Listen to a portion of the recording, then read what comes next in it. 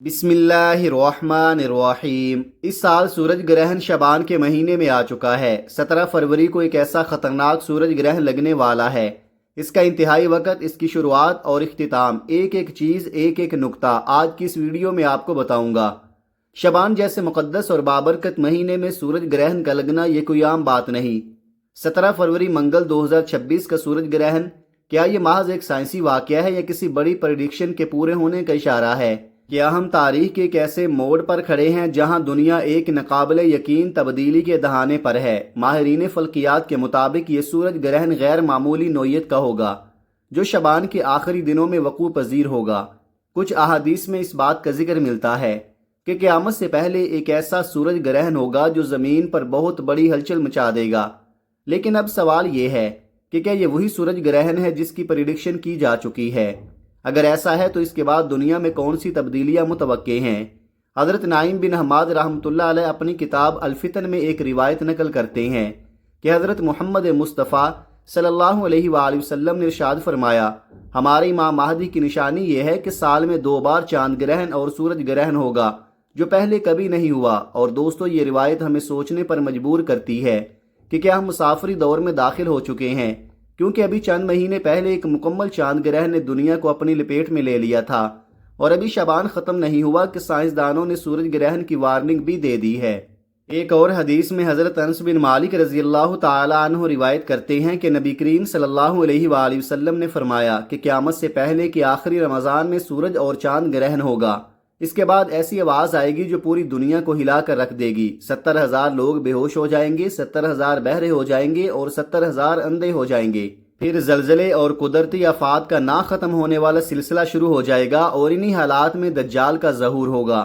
یہ حدیث اس نظریے کو تقویت دیتی ہے کہ شعبان کے مہینے میں ہونے والا سورج گرہن محض ایک عام فلکیاتی واقعہ نہیں ہوگا، بلکہ یہ زمین پر ہونے والی بڑی تبدیلیوں کا پیش خیمہ ہو سکتا ہے۔ اگر سائنسی پوائنٹ آف ویو سے دیکھا جائے تو سورج گرہن کے دوران زمین، چاند اور سورج ایک سیدھ میں آ جاتے ہیں، جس سے زمین پر کشش ثقل کے اثرات بڑھ جاتے ہیں، اور یہ اثرات صرف سمندروں پر ہی نہیں بلکہ زمین کی اندرونی پرتوں پر بھی پڑتے ہیں، جس سے آتش فشاں لاوا بن کر متحرک ہو سکتے ہیں اور زلزلوں کے امکانات کئی گنا بڑھ سکتے ہیں۔ دوستو، اس وقت دنیا بھر میں غیر معمولی واقعات تیزی کے ساتھ رونما ہو رہے ہیں۔ اسرائیل و فلسطین کی جنگ، ایران اور اسرائیل کی کشیدگی، روس اور یوکرین کی جنگ، امریکہ اور یمن کی بڑھتی ہوئی دشمنی، یہ سب ہمیں کسی بہت بڑے عالمی طوفان کا اشارہ دے رہی ہے۔ اور کچھ ہی عرصہ پہلے افریقہ میں زمین کے دھنسنے کے واقعات، کیلیفورنیا کے ساحل پر سمندر میں غیر معمولی اتار چڑھاؤ اور دنیا کے مختلف حصوں میں دریاؤں کا سرخ ہو جانا، یہ سب وہ نشانیاں ہیں جنہیں نظر انداز نہیں کیا جا سکتا۔ اب سوال یہ ہے کہ کیا یہ سب کچھ کسی بہت بڑی تبدیلی کی طرف اشارہ ہے، اور کیا 17 فروری 2026 کا سورج گرہن وہ اشارہ ہے جس کے بعد دنیا میں وہ واقعات پیش آئیں گے جو تاریخ میں پہلے کبھی رونما نہیں ہوئے؟ اگر ہم احادیث پر غور کریں تو یہ وقت آزمائش کا وقت ہوگا۔ دجال کے خروج کو ایسا رنگ دیا جائے گا کہ بہت سارے لوگ اسے حق سمجھ کر اس کے پیچھے چل پڑیں گے اور کمزور ایمان والے گمراہی کا شکار ہو جائیں گے۔ مسلمانوں کے لیے ایک عظیم آزمائش کا وقت ہوگا۔ ابھی یہ کہنا قبل از وقت ہوگا کہ آیا 17 فروری 2026 کا سورج گرہن وہی نشانی ہے جس کا ذکر احادیث میں کیا گیا ہے، لیکن یہ طے ہے کہ ہمیں اللہ کی طرف رجوع کرنا ہوگا، اپنے ایمان کو مضبوط کرنا ہوگا، اپنے اعمال کی اصلاح کرنی ہوگی، اور ان نشانیوں کو محض اتفاقیہ سمجھ کر نظر انداز نہیں کرنا چاہیے۔ یہ وقت دنیاوی معاملات میں گم ہونے کا نہیں بلکہ اللہ تعالیٰ کی طرف رجوع کرنے کا، نماز اور دعا میں اضافہ کرنے کا اور ایمان کو مزید مضبوط کرنے کا وقت ہے۔ اللہ تعالیٰ ہمیں ہر فتنے اور آزمائش سے محفوظ رکھے اور ہمیں حق پر ثابت قدم رہنے کی توفیق عطا فرمائے، آمین۔ پاکستانی وقت کے مطابق جزوی گرہن کا آغاز تقریباً دوپہر 2:56 پر ہوگا۔ مرکزی حلقہ نما مرحلہ شروع تقریباً شام 4:43، گرہن کا عروج تقریباً شام 5:12، مرکزی مرحلہ ختم تقریباً شام 5:41 اور مکمل اختتام تقریباً شام 7:28 تا 30۔ لیکن اس کی احتیاط صبح سے لے کر رات تک کی جائے تو بہتر ہے۔ یاد رکھیے گا، سورج گرہن یا چاند گرہن کا لگنا رب کریم کی نشانیوں میں سے ایک ہے۔ اب جو حاملہ عورتیں ہیں ان کو باہر نہیں نکلنا چاہیے، جو کم سن بچے ہیں ان بچوں کو بھی باہر مت نکالیے گا، آسمان کی طرف نظر نہیں اٹھائیے گا، کہیں ایسا نہ ہو کہ خدا نہ خواستہ آپ کے بچوں کی نظر پر برا اثر پڑ جائے، اور جو حاملہ عورتیں ہیں خدا نہ خواستہ کہیں ایسا نہ ہو کہ ان کا حمل ضائع ہو جائے، کہیں ایسا نہ ہو کہ سورج کی تیز شعاؤں کی وجہ سے وہ بچہ پیڑ کے اندر ہی کٹ جائے، کیونکہ جب سورج اور چاند کو گرہن لگتا ہے تو پوری دنیا میں اندھیرا چھا جاتا ہے، پھر شیطان کی اولادیں باہر نکلتی ہیں۔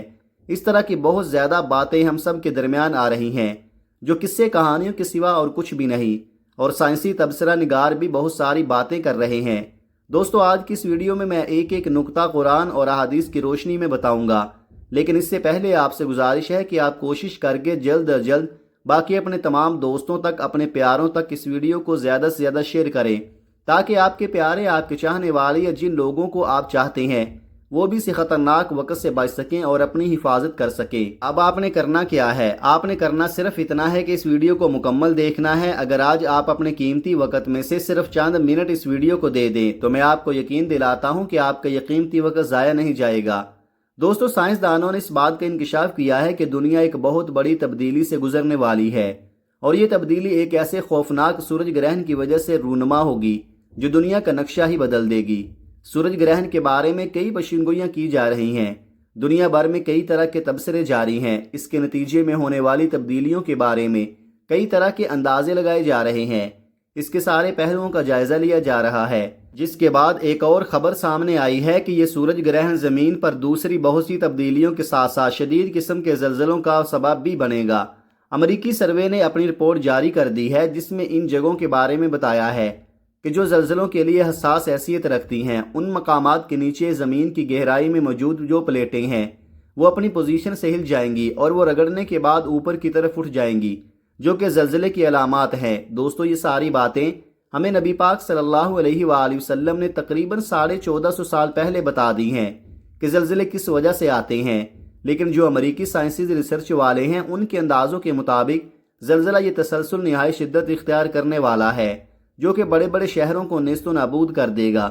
اس عالمی خبر کو اگر اسلامی نقطہ نظر سے دیکھا جائے تو کئی ایسے پہلو سامنے آتے ہیں جو کہ ہم مسلمانوں کے لیے تصور کرنا بھی مشکل ہے، اور یہ بالکل ہی بدل دینے والی بات ہے۔ لیکن سائنس کیونکہ اسلام کو فالو نہیں کرتی، البتہ اپنی ہر ریسرچ کے انکشافات وہ لوگ قرآن اور احادیث کی روشنی میں ہی کرتے ہیں۔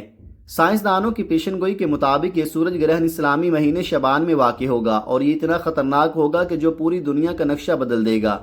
اگر غور کیا جائے تو یہ حقیقت سامنے آتی ہے کہ اللہ تعالیٰ نے جس طرح مسلمانوں کو قیامت کی بڑی بڑی نشانیاں پہلے بتا دی ہیں، جن میں یہ بھی کہا گیا ہے کہ قیامت کی سب سے بڑی نشانی کے ظہور سے پہلے جو رمضان المبارک آئے گا اس مہینے میں کئی خوفناک واقعات ہوں گے، سورج گرہن بھی ہوگا اور زلزلے بھی آئیں گے۔ ابھی جو پچھلے دنوں افغانستان میں زلزلہ آیا تھا، پورا ملک اس زلزلے کی لپیٹ میں آ گیا تھا، وہاں بہت زیادہ نقصان ہوا تھا۔ اسی طرح تھائی لینڈ میں بھی زلزلہ آیا تھا، جو کہ بہت زیادہ ترقی یافتہ ملک ہے، یعنی کہ اگر اس کو آج کے جدید دور کے اعتبار سے دیکھا جائے تو تھائی لینڈ ہر طرح سے اپنے آپ کو سیکیور سمجھتا ہے۔ جو اس نے بلڈنگز بنائی ہیں، اونچی اونچی عمارتیں بنائی ہیں، ان کا سٹرکچر، جو اس کے ڈیزائنز تھے تو وہ زلزلہ پروف تھے، لیکن وہ لوگ یہ بات بھول گئے کہ اللہ رب العالمین ہر چیز پر قدرت رکھتا ہے۔ میرے رب کی شان ہر چیز سے اونچی ہے، میرے رب کی ذات اور صفات کن فیکون ہے۔ اگر ان کو اس بات کا ادراک ہوتا تو پھر وہ لوگ اس عمارتوں کو بنانے کے بعد بھی اللہ رب العالمین کے آگے سجدہ ریز ہوتے، لیکن اللہ پاک نے ان کو وہ توفیق ہی نہیں دی۔ تو اللہ پاک نے اپنی نشانی کے ذریعے ان کو بتایا، اور ایسا خطرناک قسم کا زلزلہ وہاں پر ریکارڈ کیا گیا ہے جو کہ 7.7 کی شدت سے ریکارڈ کیا گیا۔ یہ بہت سارے معاملات ہیں جو کہ قیامت کی طرف جا رہے ہیں۔ یہ ساری باتیں آپ کو بتانے کا مقصد کیا ہے کہ آپ ان چیزوں کو سمجھ سکیں کہ قیامت سے پہلے جو گونج سنائی دے گی وہ گونج ابھی تک سنائی نہیں دی گئی ہے۔ نبی پاک صلی اللہ علیہ وآلہ وسلم نے فرمایا کہ وہ آواز اتنی تیزی سے بلند ہوگی کہ ہر بندہ اس آواز کو سن سکے گا، لیکن وہ آواز کہاں سے آئے گی اس کا اندازہ کوئی بھی نہیں لگا پائے گا۔ ہمارے نبی پاک صلی اللہ علیہ وآلہ وسلم کی حدیث کے مطابق جو قیامت قائم ہوگی اس قیامت کے سرات اس وقت سے مشابہت رکھتے ہیں، لیکن ابھی وہ وقت نہیں آیا ہے۔ اور آج آپ کو جو میں وظیفہ بتانے جا رہا ہوں، وظیفہ بھی بڑا مستند اور ایسا عمل ہے جو آپ کے لیے مددگار ثابت ہوگا۔ دوستو، جتنی باتیں میں نے ابھی تک آپ کو بتائی وہ تمام کی تمام باتیں نیوز اور احادیث کی روشنی کو سامنے رکھ کر میں نے ایک کوالٹی ویڈیو بنانے کی کوشش کی ہے۔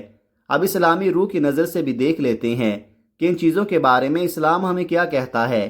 نبی کریم صلی اللہ علیہ وآلہ وسلم کے صاحبزادے حضرت قاسم جب اس دنیا سے انتقال فرما گئے تو اس وقت سورج کو گرہن لگا ہوا تھا، اور لوگوں نے یہ کہنا شروع کر دیا تھا کہ یہ گرہن حضرت قاسم کی وفات کی وجہ سے لگا ہے۔ جب یہ بات نبی کریم رؤوف الرحیم صلی اللہ علیہ وآلہ وسلم کے پاس پہنچی تو آپ علیہ الصلوۃ والسلام نے فرمایا کہ سورج گرہن کا لگنا اور چاند گرہن کا لگنا یہ کسی کی موت یا کسی کی زندگی سے کوئی تعلق نہیں رکھتا، بلکہ یہ اللہ رب العزت کی نشانیوں میں سے ایک نشانی ہے۔ تو ثابت یہ ہوا کہ سورج گرہن کے وقت اور چاند گرہن کے وقت بہت سی ایسی کہانیاں سنائی جاتی ہیں جن کے اسلام سے دور دور تک کوئی تعلق ہی نہیں، لہذا اسلام کو سمجھنے کی کوشش کریں، ہمارے اسلام جو حکم دیتا ہے اس کے مطابق زندگی گزارنے کی کوشش کریں، نہ کہ مختلف کہانیوں کو سن کر ان پر عمل کرنا شروع کر دیں۔ وقت کی نزاکت کو مد نظر رکھتے ہوئے آئیے ناظرین آج کے اس بابرکت عمل کی طرف چلتے ہیں، لیکن اس سے پہلے اگر آپ اس چینل پر نئے ہیں اور آپ نے اس چینل کو ابھی تک سبسکرائب نہیں کیا تو خدا را اس چینل کو ابھی سبسکرائب کر لیں، کیونکہ ایسے بہت سے وظائف، بہت سے اعمال آپ کے حوالے ڈیلی بیسز پر کرتا رہوں گا۔ سورج گرہن کے وقت ہمیں کیا عمل کرنا چاہیے، کس طریقے سے کرنا چاہیے، طریقہ کار اچھی طرح سے سن لیں اور سمجھ لیں۔ حضرت ابو موسیٰ رضی اللہ تعالی عنہ نے فرمایا کہ سورج کو گرہن لگا تو نبی کریم صلی اللہ علیہ وآلہ وسلم پر ایسی کیفیت طاری ہوئی جیسے قیامت آ گئی ہو۔ پھر نبی علیہ الصلوۃ والسلام مسجد میں تشریف فرما ہوئے اور نماز پڑھی۔ بہت ہی لمبے قیام، رکوع اور سجدے اور سجود کے ساتھ آپ نے اپنی نماز کو مکمل کیا، اور آپ کو صحابہ کرام نے ایسے کرتے ہوئے پہلے کبھی نہیں دیکھا تھا۔ تو انہوں نے دیکھ کر فرمایا کہ یہ نشانیاں ہیں جن کو اللہ تعالیٰ بیچتا ہے، یہ کسی کی موت یا زندگی کی وجہ سے نہیں ہوتا بلکہ اللہ اپنے بندوں کو ڈراتا ہے۔ جب تم ایسا دیکھو تو اللہ کا ذکر کرو اور دعا اور استغفار کی طرف دوڑا کرو۔ تو اس سے ثابت ہوا کہ جب بھی سورج گرہن لگے یا پھر چاند کو گرہن لگے تو آپ نے کیا عمل کرنا ہے اور کس طریقے سے کرنا ہے۔ جب سورج گرہن لگے تو آپ نماز کسوف ادا کریں، یعنی کہ 2 رکعت نماز نفل پڑھیں، اور جب چاند گرہن لگے تو نماز خسوف ادا کریں، اس وقت بھی 2 نفل پڑھیں۔ ان نوافل کی نیت آپ نے کرنی ہے جیسے آپ دوسرے نوافل پڑھتے ہیں۔ پہلی رکعت میں سورہ فاتحہ کے بعد آپ کوئی سی بھی سورہ مبارکہ پڑھ سکتے ہیں، دوسری رکعت میں بھی آپ سورہ فاتحہ کے بعد کوئی بھی سورہ مبارکہ پڑھ سکتے ہیں۔ ایک تو آپ نے یہ عمل کرنا ہے، یعنی نماز کسوف پڑھنی ہے۔ یاد رکھیے گا نماز خسوف چاند گرہن کے وقت پڑھی جاتی ہے اور نماز کسوف سورج گرہن کے وقت پڑھی جاتی ہے، اور اس بار جو سورج گرہن لگنے والا ہے وہ بہت زیادہ تیز لگے گا۔ بالکل ایک لائن میں، ایک سٹریٹ لائن میں چاند بھی اور سورج دونوں آنے والے ہیں، یعنی کہ دن کے اندر اندھیرا چھا جائے گا تو آپ باہر نکلنے سے اجتناب کریں، کیونکہ جو سورج اور چاند کو ٹکرا کر روشنی ہمیں ملے گی وہ روشنی ہمارے جسم کو متاثر کرے گی، کیونکہ روزانہ جو ہم سورج سے روشنی حاصل کرتے ہیں وہ ہمارے جسم کو تر و تازہ کرتی ہے، لیکن اس بار جو روشنی ہمیں ملے گی بڑی منفرد ملے گی، اور نہ ہی آپ نے یہ سوچنا ہے کہ میں باہر نکلا میرے سر میں درد ہو رہا ہے، سورج کی شعاعیں برداشت نہیں ہو رہی، میں بے ہوش ہونے والا ہوں یا بے ہوش ہونے والی ہوں۔ تو بہتر چیز یہ ہے کہ وسوسوں میں نہ پڑیں اور اپنے گھر میں موجود رہے، باہر نہ نکلیں تو زیادہ بہتر ہے، چونکہ جو روشنی نکلے گی وہ ہمارے جسم کے لیے ایک نئی روشنی ہوگی، جو کہ زمین، سورج اور چاند تینوں ایک سٹریٹ لائن کے اندر آ گئے ہیں اور روشنی ان کو ٹکرا کر ہم تک پہنچ رہی ہے۔ روزانہ جو روشنی ہمیں سورج کی ملتی ہے وہ ڈائریکٹ پیڑ کی طرف سے ملتی ہے، اس لیے وہ روشنی ہمارے لیے صحیح ہے، ہم اس کی روشنی کے عادی ہیں، اس لیے ہماری باڈی اس روشنی کو دیکھ کر کچھ نہیں کرتی، لیکن جب ہمیں سورج گرہن والی روشنی ملے گی تو اس سے ہمارے جسم کے اندر بہت ساری چیزیں پیدا ہو سکتی ہیں، مثلا دانوں کا نکل آنا، رنگ کا کالا ہو جانا، جلد کا جل جانا، اس کے علاوہ چکر آنا، آنکھیں دھندلی ہو جانا، بہت سارے ایسے سائنس کی روح سے آپ کے ساتھ انکشافات ہو سکتے ہیں، لیکن آپ نے وسوسوں میں نہیں پڑنا، کامل ایمان کے ساتھ اس وقت کو آپ نے برداشت کرنا ہے۔ پہلا کام تو آپ نے نماز کسوف ادا کرنی ہے، اور دوسرا کام آپ نے کون سا کرنا ہے؟ دوسرا کام آپ نے استغفار پڑھنا ہے۔ استغفار بہت سارے ہیں، آپ کوئی سا بھی پڑھ سکتے ہیں، آپ استغفر اللہ پڑھ لیں، یہ بھی بڑا مستند عمل ہے۔